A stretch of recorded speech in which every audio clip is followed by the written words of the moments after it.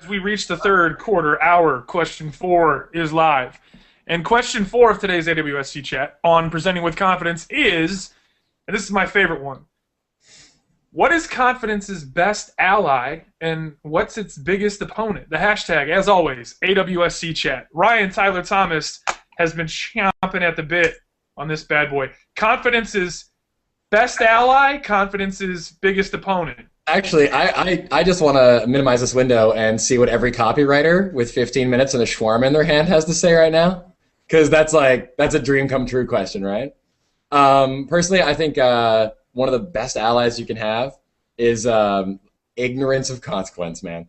If you don't realize the negative effects that you could be having when you have kids, right, Doug? When you have kids, the stakes just go like this, right? Yeah. You know, when you're worried about your jobs, the stakes go like this. It will take the confidence right out of your wings. I think the best ally I can have is complete ignorance of consequences. You will soar like Icarus, man. No, I'll add another ally because you talk about parenting, and that's something that I know a little something about. Looking through the eyes that you don't necessarily have. So, for example, when it's empathy.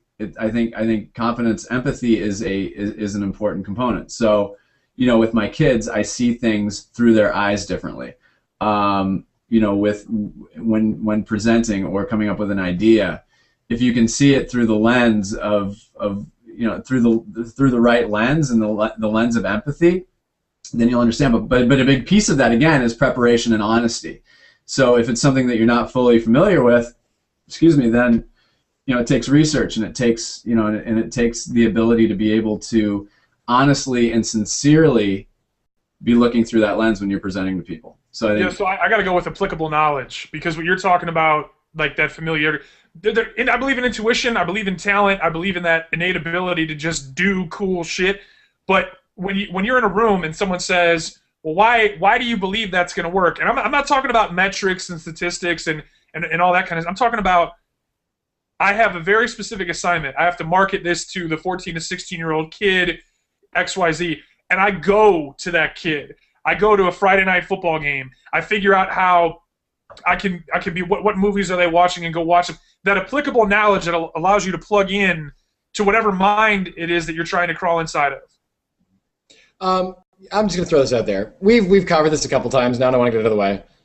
If you are lying, or if you do not understand what you are doing, you will eventually get caught. It goes without saying, and it has nothing to do, now it officially has nothing to do with the conversation about confidence, because some of the smartest people you ever meet are marketing managers. And at the very least, if they're shopping around their business, they've talked to 4 people with the exact same title as you prior to talking to you.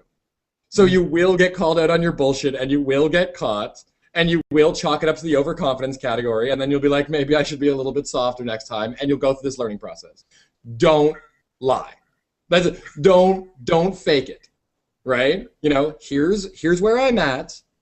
Here's where I think you need to be at. Let's build some confidence.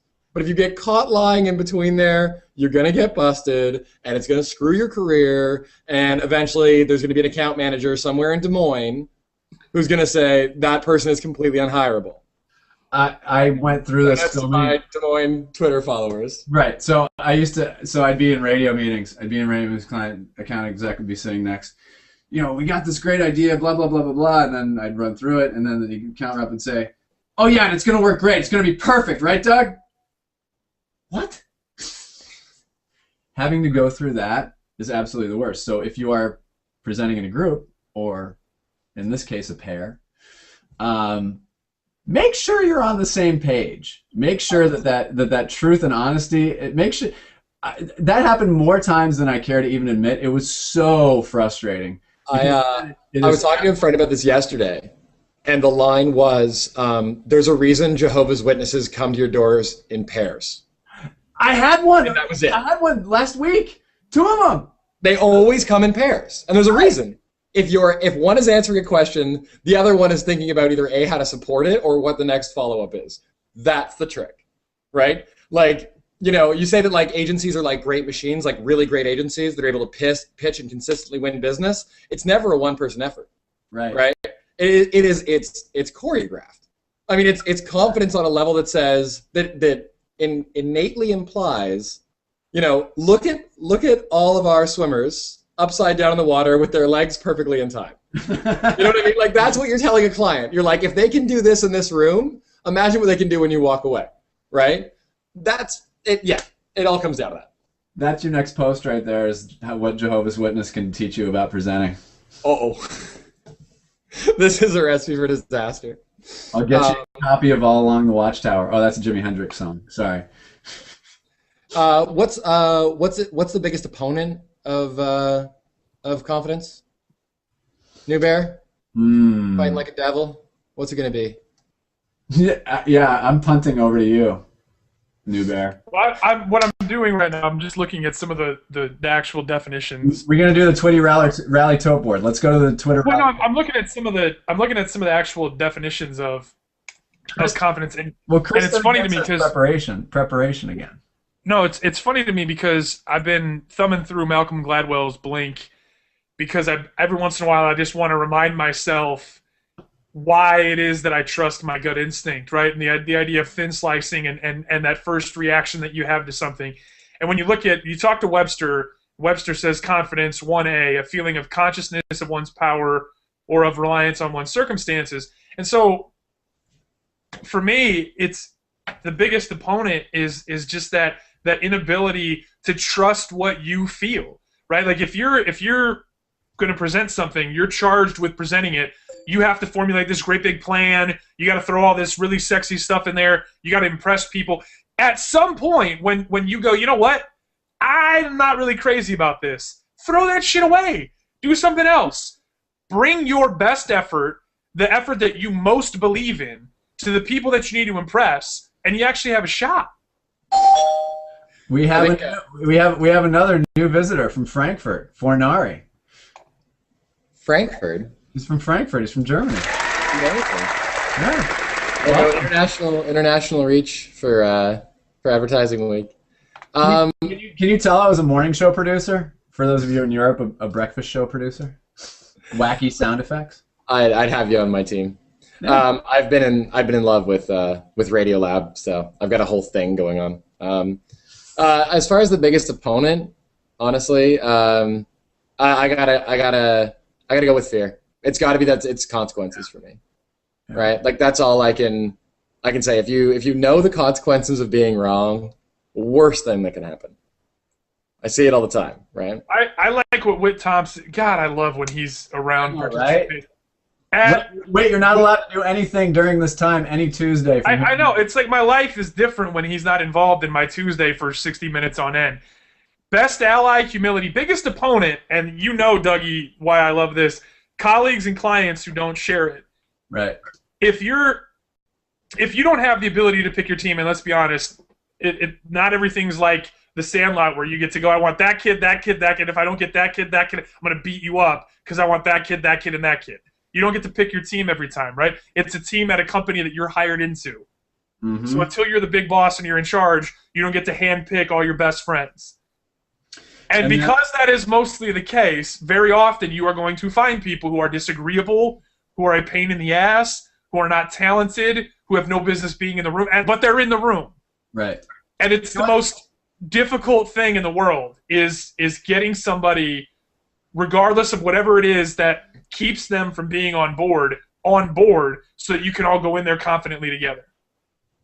I once heard this line, no one goes into an argument thinking they're wrong, and no one starts a conversation thinking they're stupid, right?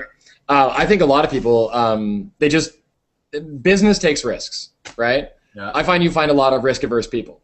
And the reason confidence falls flat is when people are risk-averse, right? Because as soon as you're saying, this is where the leap of faith happens, this is where growth happens, this is our inherent metric, right? Are we on board? Because this is where it's going to start. This is where we go beyond what you've done before, and we're doing something new. Well, would you say that fundamentally, in order to do that, you got to have some stones, right? You have to have some chutzpah. I can't even say it. Dougie, say it, because you're better at the accents. Chutzpah? Yeah. Chutzpah. Yeah. And you have to have those in order to do that. And what's the only way to have stones is to be confident. But the thing is like even I've been sitting in rooms where I've said it, like I've looked at somebody and been like, you're difficult, like you're making this process difficult, and it is an opponent, but you can bring those people on board. They're not stupid people. Oh yeah. You know, and they're not like I genuinely believe like I see clients that have done stuff that I can't even imagine how to do. How do you make a honey company? Like if you were starting from scratch, the three of us are talking right now, how do you make that is an incredibly complicated process. It takes money and there's food and safety regulations and shipping and there's so much involved. The man sitting across from me can't be an idiot. It's impossible. Right? Does he lack confidence in this entire industry to provide? This is where reading people comes in, right? Does he lack confidence in my ability personally or the plan we've presented? He could lack confidence in any one of those things. Maybe that's what's causing the problem. He's not following along. There's not that shared sense of it. And I mean, that is something that's your job to diffuse. And that's what, when we say it's just only practice can fix this, is because it's about reading a person. Okay, You believe in the industry. You're ready to spend $3 million. Okay, you don't believe in this agency's work in the past? Well, that's a problem. We've got to, why are you in the room? But I've got to figure out how to bridge that gap and build that confidence in you. Right? Yeah. And your dude at Jorganism, I'm gonna steal just one part of it. Don't apologize for being different. Yeah. Oh yeah, this is my favorite thing of all time is this quote from Walter Lippmann. When we all think alike, no one thinks very much. I've inherently found that any conversation where somebody is okay with being wrong is always funnier. Oh yeah. And when somebody is okay with being different, the dialogue, the ability to come up with creative solutions is always better. Here's another one.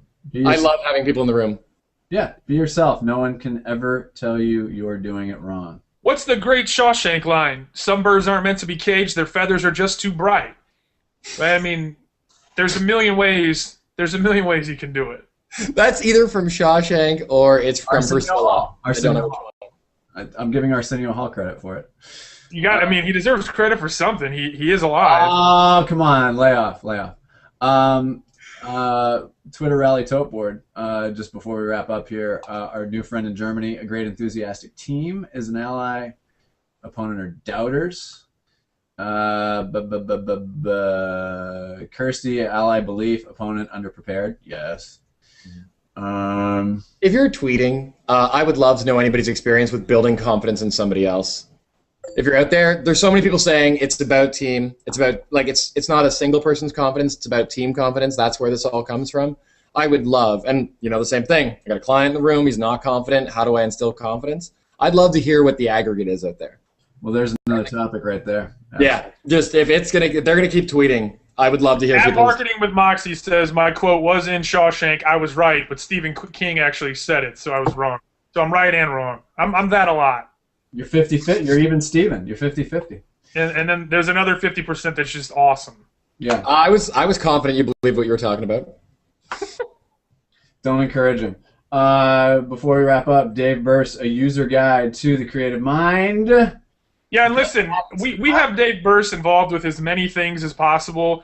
But honestly, he emails us almost every day with something else that's amazing that he's built, and we just can't get to it all. So from additive to a user guide to the creative mind to he could be inventing a new way to use your toaster. The dude's a genius. Look, he is a genius, and he's shared some things that I can't share with you, but there's some amazing stuff that he's doing. He is one of the smartest people I have ever met in not just this business, but period. And he is a genuinely great guy. So yeah, and he's a fantastic representative of the bald man plus beard. And that too, even though he does look like David Cross, the Scottish David Cross, which is fine. Life's the confidence game too, not just advertising. He's just the best. Speaking of also the best, Ryan Thomas, our friend in Toronto, thank you very much for joining us. We must have you again. I got my plug. Oh yeah, go ahead. If you haven't checked it out, I met some great guys the other day. We're just going to do a free plug here. It's called Art Battle. They own the term competitive painting. They do painting in the round. It's a battle system they do. They're across Canada. They're starting to move into the States. They've done a few events with some people at Microsoft out of San Francisco. They've done some great stuff. I highly recommend checking out competitive painting as a sport and as a sport of the future. So that'll be my my plug for the day. Please tell me they're coming to Portland. That sounds so Portland. Oh, that sounds very Portland. You know what? No, I'll put them in touch with you. They definitely need a coordinator down in Portland. That should be your passion project. You know, as a board member of the Portland Advertising Federation, I will take that challenge on.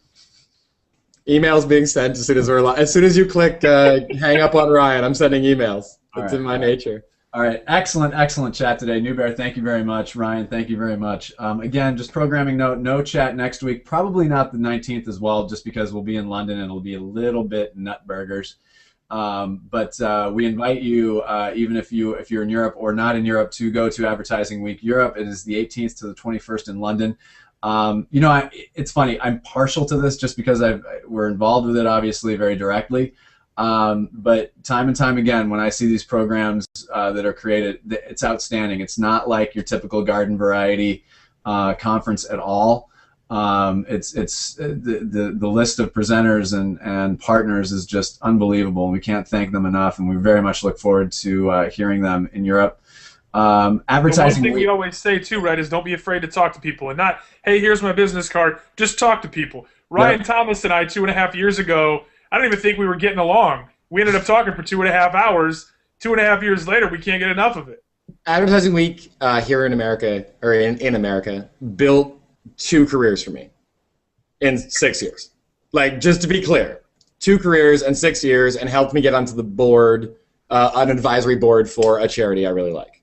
So to be crystal clear, if there's a value add I can give to you if you're in London, if you're in EU with your cheap plane tickets, it's worth the trip in. It's definitely worth the trip in. And hopefully you'll be capturing some of those learnings, Doug, for those of us who can't leave. Oh, yes. There will be many learnings to be caught, and I will use the term that all museum curators hate.